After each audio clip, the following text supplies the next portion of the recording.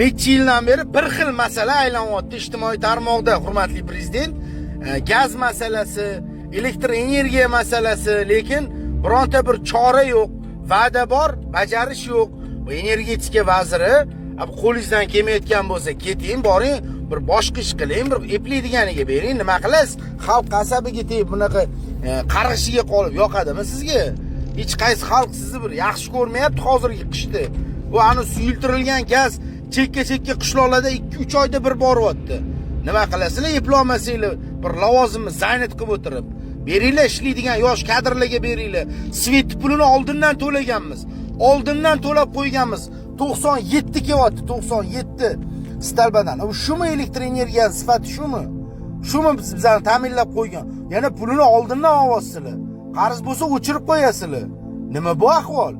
Nimaga javob bermaydi energetika vaziri, axborot xizmati? Nimaga yo'qsizlar? Ayni qish kelgan paytda birontang topib bo'lmaydi.